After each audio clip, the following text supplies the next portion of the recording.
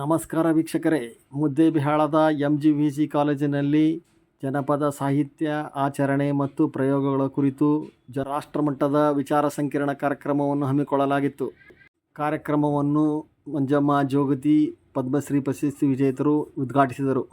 MGVC ಕಾಲೇಜಿನ ಅಧ್ಯಕ್ಷರಾದ ಅಶೋಕ್ ತಡಸದ ಅವರು ಅಧ್ಯಕ್ಷತೆ ವಹಿಸಿದ್ದರು. ಜನಪದ ಸಾಹಿತಿಗಳು, ಡೊಳ್ಳು ಮೇಳ, ಕುಣಿತ ಹಾಗೂ ಕಲಾಮೇಳಗಳು ಹಾಗೂ ಶೈಕ್ಷಣಿಕ ವಿದ್ವಾಂಸರು ಈ ಕಾರ್ಯಕ್ರಮದಲ್ಲಿ ಭಾಗವಹಿಸಿದ್ದರು. ಕಾಲೇಜಿನ ಕನ್ನಡ ವಿಭಾಗದ ಪ್ರಾಧ್ಯಾಪಕರಾದ ಡಾ ಪ್ರಕಾಶ್ ನರಗುಂದ್, ವಾಲಪ್ಪ ಲಮಾಣಿ ಮುಂದಾಳತ್ವ ವಹಿಸಿದ್ದರು. ನಂತರ ಮಂಜಮ್ಮ ಜೋಗತಿಯವರು ಮಾತನಾಡಿದರು. ಮತ್ತು ವಿಜ್ಞಾನ ಮಹಾವಿದ್ಯಾಲಯ ಮುದ್ದೇಬಿಹಾಳ ಇವತ್ತು ವಿಶೇಷ ಜಾನಪದ ಕಾರ್ಯಕ್ರಮ, ಜಾನಪದ ಪರಂಪರೆ ಮತ್ತು ಪ್ರಯೋಗ ಕಾರ್ಯಕ್ರಮದ ಅಧ್ಯಕ್ಷತೆಯನ್ನು ವಹಿಸಿರ್ತಕ್ಕಂಥ ಶ್ರೀ ಅಶೋಕ್ ಎಸ್ ತಡಸದ್ ಅಧ್ಯಕ್ಷರು, ಕಾಲೇಜ್ ಆಡಳಿತ ಮಂಡಳಿ. ಸಮಾರಂಭದಲ್ಲಿ ಜನಪದ ಮೇಳ ಹಾಗೂ ಕಲಾ ತಂಡಗಳ ಮೆರವಣಿಗೆ, ನಂತರ ಉಪನ್ಯಾಸ ಹಾಗೂ ವಿಶಿಷ್ಟ ಕಾರ್ಯಕ್ರಮಗಳು ಹಮ್ಮಿಕೊಳ್ಳಲಾಗಿತ್ತು. ಪದ್ಮಶ್ರೀ ಪ್ರಶಸ್ತಿ ವಿಜೇತರು ಆಗಿರುವ ಮಂಜಮ್ಮ ಜೋಗತಿಯವರು ಕಾರ್ಯಕ್ರಮವನ್ನು ಉದ್ಘಾಟಿಸಿದ ನಂತರ ಮಾತನಾಡಿದರು.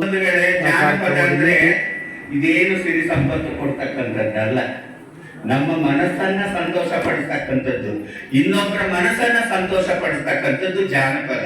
ಇದರಿಂದ ಯಾವ ಆದಾಯ ಇಲ್ಲ, ಯಾವ ಲಾಭ ಇಲ್ಲ.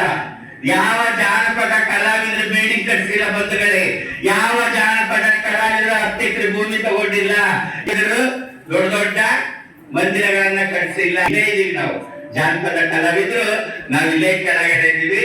ಅದನ್ನ ಬಳಸ್ಕೊಂಡವರು ಇವತ್ತು ಹಂತ ಹಂತಕ್ಕೆ ಬೆಳೆದಿದ್ದಾರೆ. ಹಂತ ಹಂತಕ್ಕೆ ಬೆಳೆದು ದೊಡ್ಡ ದೊಡ್ಡ ಪ್ರಶಸ್ತಿಗಳನ್ನ ತಗೊಂಡು ದೊಡ್ಡ ದೊಡ್ಡ ಬಿಲ್ಡಿಂಗ್ ಗಳನ್ನ ಕಟ್ಟಿಸ್ಕೊಂಡು ನಾವು ಮಾತ್ರ ಕೆಳಗೆ ಇದ್ದೀವಿ. ಎಲ್ಲರೂ ಶರಣರು, ತಪ್ಪು ಮಾಡೋದು ಸಹಜ ಎಲ್ಲರೂ. ಇವತ್ತು ನಾವು ನಡೀತಾ ಇದೀವಿ ಅಂದ್ರೆ ಬೀಳೋದು. ಇವತ್ತು ನಮ್ ಸಾರು ಬರ್ಬೇಕಾದ್ರೆ ಎಡವಿದ್ರು, ಅಷ್ಟೇ ಎಡವಿದ್ರು. ಯಾರೋ ಬಂದು ಹಿಡ್ಕೊಂಡು ತಕ್ಷಣ ಬಂದ್ರಿ. ಹೌದಿಲ್ರಿ ಸರ್, ನಿಮ್ಮ ಆಫೀಸಲ್ಲೇ ಕುಂತಿದ್ರೆ ಎಡುತ್ತಿದ್ರು, ಅವ್ರು ಎಡುತ್ತಿದ್ದಿಲ್ಲ. ಯಾಕೆ ಅಲ್ಲಿಂದ ನೆಡ್ಕೊಂಡು ಹೊರಗೆ ಬಂದ್ರೆ ಎಡವಿದ್ರು. ನಡೆಯುವವನು ಎಡುವವನು ಸರ್ವಜ್ಞ, ನಡೆಯುವವನು ಎಡುವವನು ಸರ್ವಜ್ಞ. ನಡೆಯುವ ದಾರಿ ಬೇರೆ ದಾರಿಗೆ ಹೋಗ್ಬೇಡ್ರಿ. ನೀವೇನ್ ಅಂದ್ಕೊಂಡಿದ್ದೀರೋ ಅದನ್ನೇ ಸಾಧಿಸ್ಬೇಕು, ನೀವು ಅದನ್ನೇ ಸಾಧಿಸ್ಬೇಕು. 10 ಹತ್ರ ನೀರು ಹಾಕಿದ್ರೆ, ಬೋರ್ ಹಾಕಿದ್ರೆ ನೀರು ಬಿಡಲ್ಲ. ಸರಿಯಾದ ರೀತಿಯಲ್ಲಿ ಒಂದೇ ಮನಸ್ಸಿನಿಂದ ಒಂದು ಜಾಗದಲ್ಲಿ ಬೋರ್ ಹಾಕಿದ್ರೆ ನೀರು ಬೀಳುತ್ತೆ, ಬಾವಿ ತೊಳೆದ್ರೆ ನೀರು ಬರುತ್ತೆ. ಮಂಜಮ್ಮ ಜೋಗತಿ ಅವರು ಮಾತನಾಡಿ, ವಿದ್ಯಾರ್ಥಿಗಳು ಎಂದೂ ಜೀವನದಲ್ಲಿ ನಿರಾಶೆ ಆಗಬೇಡಿ. ಎಲ್ಲರಿಗೂ ಕಷ್ಟ ಸುಖ ಏರಿಳಿತಗಳು ಇದ್ದೇ ಇರುತ್ತವೆ. ಬದುಕಿನಲ್ಲಿ ಸಾಧನೆ ಮಾಡಬೇಕಾದರೆ ನಿರ್ದಿಷ್ಟ ಗುರಿಯನ್ನು ಇಟ್ಟುಕೊಂಡು ನಿರಂತರ ಸಾಧನೆಯನ್ನು ಮಾಡಬೇಕು. ನೀವೆಲ್ಲೇ ಇರು, ಎಂತ ಇರು,